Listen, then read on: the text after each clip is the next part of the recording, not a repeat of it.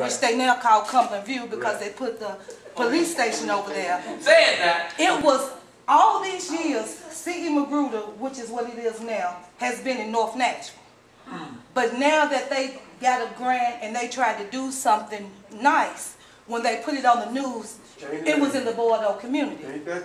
Now you need these, we need you, we need these same people to stand up for our thugs.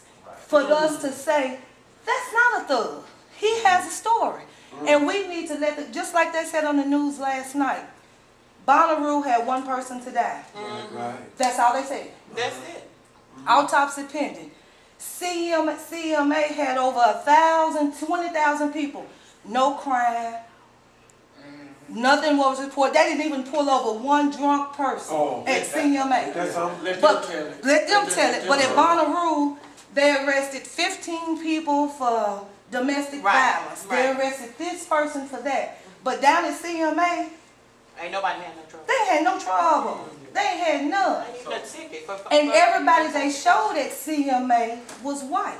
And drunk. And it was downtown, but you let them show some at Hadley Park or out here.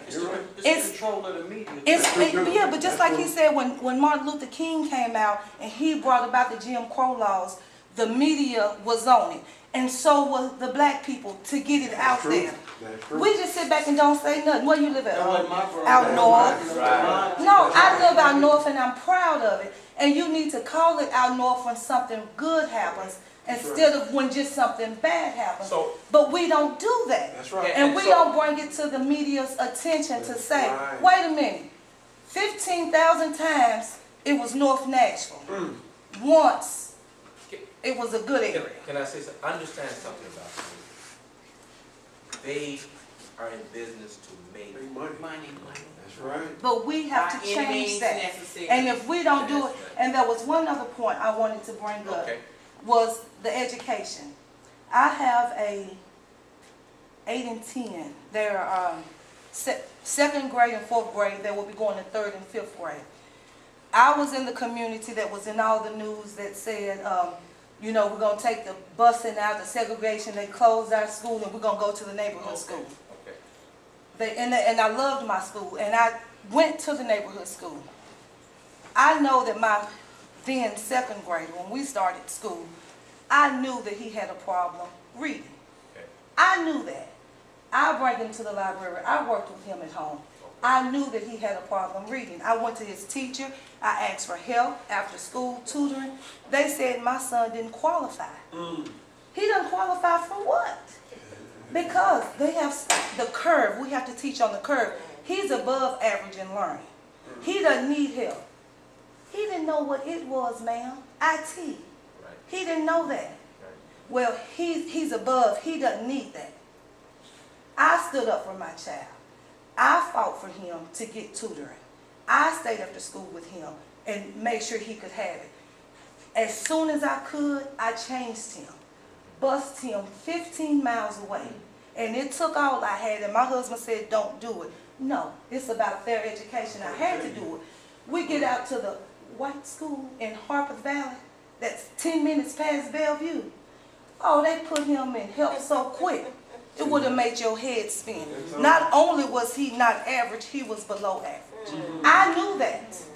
And they told me at Harpeth Valley, I'm sorry, Miss Hope, this is where your son needs to be. This is where he is.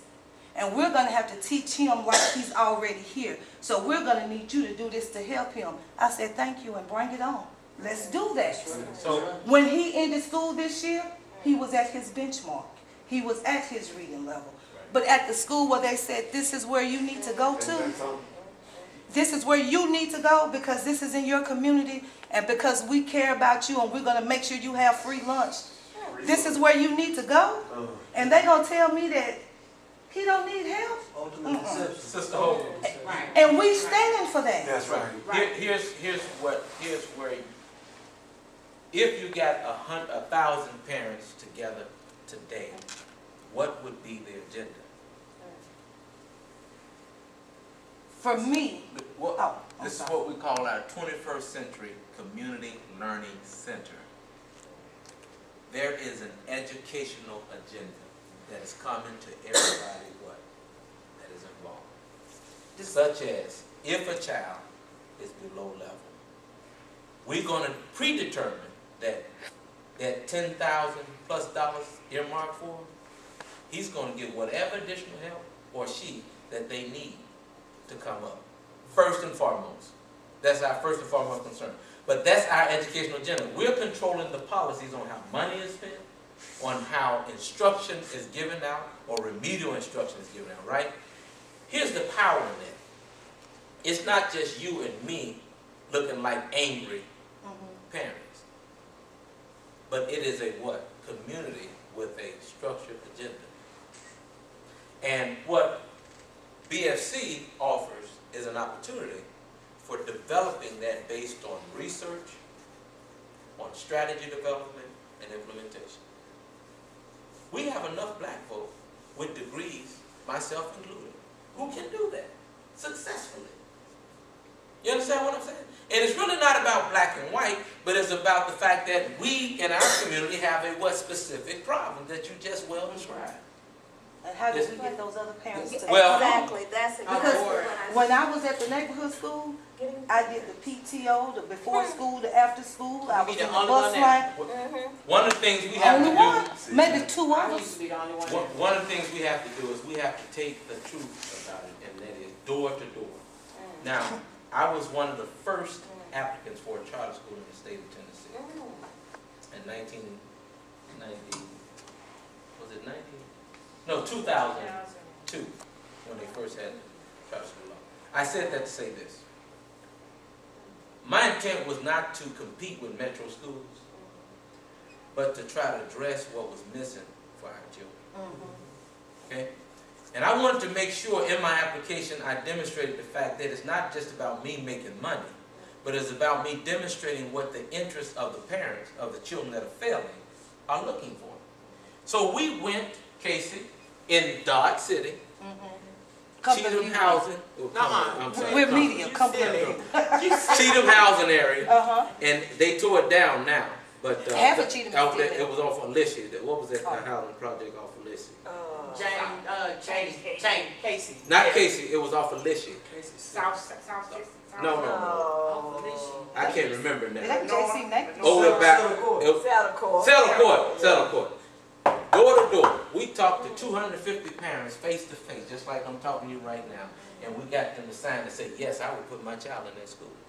That was in our application. It's in there now. They have a copy of it right now on the state level and the school level, right? I've seen different organizations trying to imitate many of those things. And they failed because they didn't have the what? The truth of it. You understand what I'm saying? But what I'm saying is that when those 1,000 people know that there is a structured model, right? These people were disappointed because they were looking forward to the opportunity to what? At least try out what they had some input on.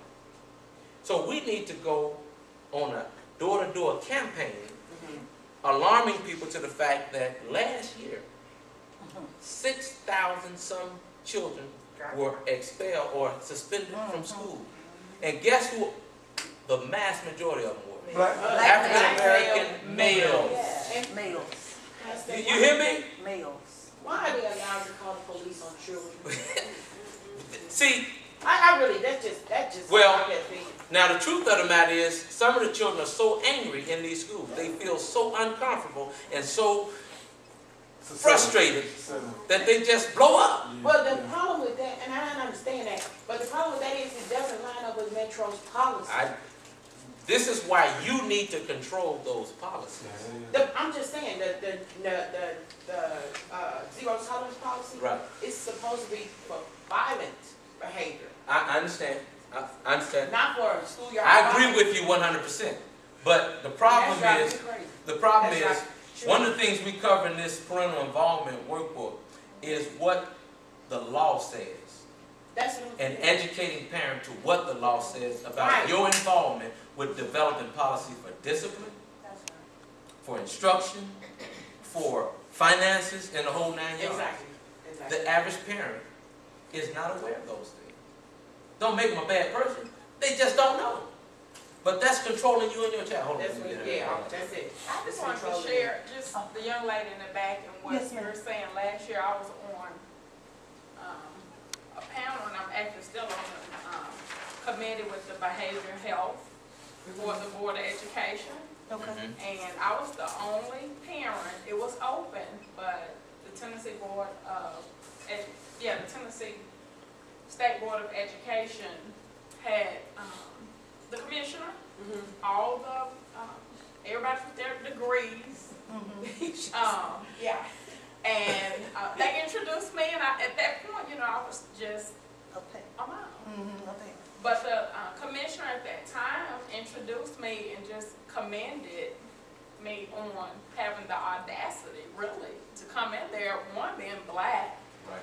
and they want more parents involved. And you're right, we control it. We control, the education, the curriculum. They want us there, but nobody knows. If Right, a tree that's just falls it. in the forest, Yeah. and there ain't nobody that'll witness it, Right. does it matter that the tree fell? Right. And then, However, I would say being so involved, I was doing a lot of volunteer work. Help us to continue helping others. Make a contribution today. By mail at BFC Missions Incorporated, 2352 Hockett Drive, Nashville, Tennessee, 37218.